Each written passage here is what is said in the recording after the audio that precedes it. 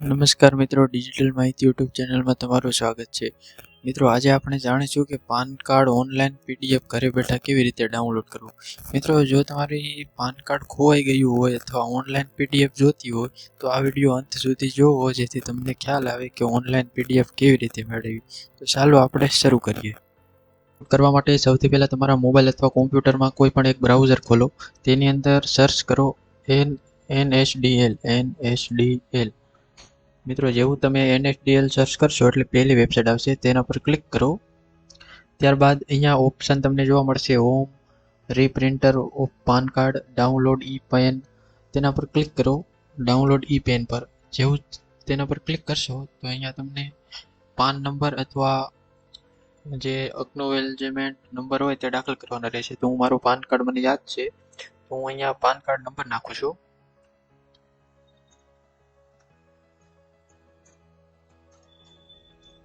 ત્યારબાદ અહીંયા તમારે ઇન્ડિવિજ્યુઅલ હોય તો આધાર કાર્ડ નંબર નાખવાનો રહેશે.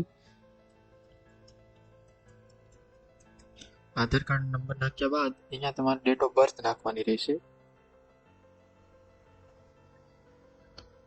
ત્યારબાદ અહીંયા તમારે યર્સ નાખવાનું રહેશે. ત્યારબાદ અહીંયા નીચે તમારે અહીંયા એક નાનું બોક્સ હશે, તેના પર ક્લિક કરવાનું રહેશે. ત્યારબાદ નીચે સ્ક્રોલ કરશો તો આઈ એમ નોટ રોબોટ તેના પર ક્લિક કરવાનું. ત્યારબાદ અહીંયા સબમિટ બટન ઉપર ક્લિક કરવાનું. ત્યારબાદ તમારી ઇન્ફોર્મેશન આવી જશે, જેમાં તમારો PAN number, mobile number, mail ID, પછી પિનકોડ આવું લખેલું આવશે. ત્યારબાદ તમારે ઓટીપી પાડવાનો રહેશે. જો મેલ આઈડીમાં, મોબાઈલ નંબરમાં અથવા બેમાં પાડવો હોય તો તેના કોઈ પણ એકમાં તમારે ક્લિક કરવાનું રહેશે. તો હું મોબાઈલ નંબરમાં ઓટીપી પાડું છું. ત્યારબાદ અહીંયા નીચે બોક્સ પર ક્લિક કરવાનું રહેશે. ત્યારબાદ જનરેટ ઓટીપી પર તમારે ક્લિક કરવાનું. જેવું તમે ક્લિક કરશો એટલે જે રજિસ્ટર મોબાઈલ નંબર પાન કાર્ડમાં હશે તેમાં તમારે ઓટીપી જશે. તે ઓટીપી અહીંયા દાખલ કરવાનો રહેશે. હું ઓટીપી દાખલ કરું છું. ઓટીપી દાખલ કર્યા બાદ અહીંયા વેલિડેટ ઓપ્શન આવશે, તેના પર ક્લિક કરવાનું. જેવું તમે વેલિડેટ ઓપ્શનમાં ક્લિક કરશો તો અહીંયા તમને your free attendance for e PAN card request, અહીંયા પ્રોસીડનો ઓપ્શન લખેલો હશે. પેઇડ હશે, થોડીક નાની મોટી આમાં ફી હોય છે તો તે તમારે ભરવી પડશે. તો continue with paid e PAN download facility તેના પર ક્લિક કરવાનું. જેવું મિત્રો તમે ક્લિક કરશો તો જેવો તમે જોઈ શકો છો 8.26 રૂપિયા આટલી આપણે ફી ભરવાની છે એમાં.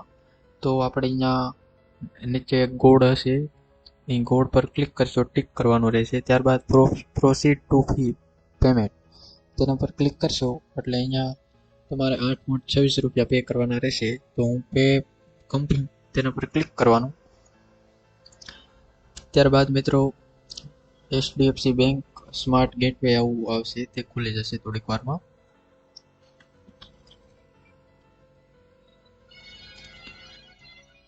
મિત્રો, આ ખુલ્યા બાદ અહીંયા યુપીઆઈ નું ઓપ્શન આવે છે, તો યુપીઆઈ પર ક્લિક કરવાનું તમારે. ત્યારબાદ જનરેટ QR કોડ. જેવું મિત્રો જનરેટ QR કોડ કરશો એટલે તમારે અહીંયા તમારે પેમેન્ટ આપવાનું રહેશે. તમારે કોઈ પણ યુપીઆઈ એપ્લિકેશનથી અહીંયા પેમેન્ટ કરી દેવાનું. ચાલો હું તમને પેમેન્ટ કરી બતાવું.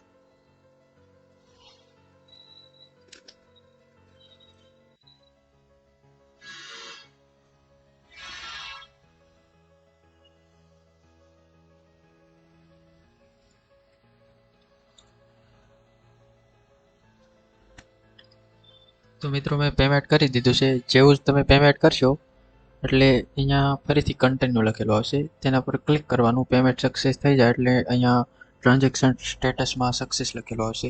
ત્યારબાદ કન્ટિન્યુ પર ક્લિક કરવાનું તમારે. ત્યારબાદ જનરેટ પ્રિન્ટ પેમેન્ટ રિસિપ્ટ, જો તમારે રિસિપ્ટ હોય તે રિસિપ્ટ જોતી હોય તો લઈ લેવાની. અને અહીંયા ડાઉનલોડ PDF આ આપણી રિસિપ્ટ છે. તો આવી રીતે તમે પાન કાર્ડ મેળવી શકો છો. અને અહીંયા ડાઉનલોડ PDF પર તમારે ક્લિક કરી લેવાનું. અને મિત્રો તમારે પાન કાર્ડ મેલ આઈડીમાં મોકલવામાં આવશે, તો સૌથી પહેલાં મેલ આઈડી તમારે ઓપન કરવાની.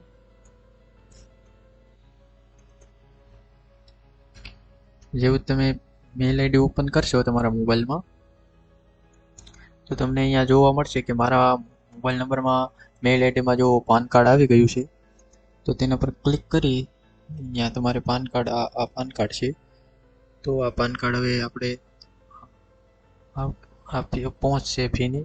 અહીંયા બાજુમાં પાન કાર્ડ હશે, તેના પર ક્લિક કરી તમારે પાસવર્ડ દાખલ કરવાના રહેશે. મિત્રો પાસવર્ડ આનો એ હશે કે તમારી જન્મ તારીખ, જો આવી રીતે DDMMYY એટલે કે તમારી જન્મ તારીખ, પછી મહિનો જે હોય અને યર્સ. માની લો કે મારી 21/11/2005 છે, તો અહીંયા 21/11/2005 આવી રીતે દાખલ કરવાની રહેશે. મિત્રો જેવું જ આપણે દાખલ કરશું જન્મ તારીખ, એટલે આપણું પાન કાર્ડ ઓપન થઈ જશે અને બતાવશે અહીંયા.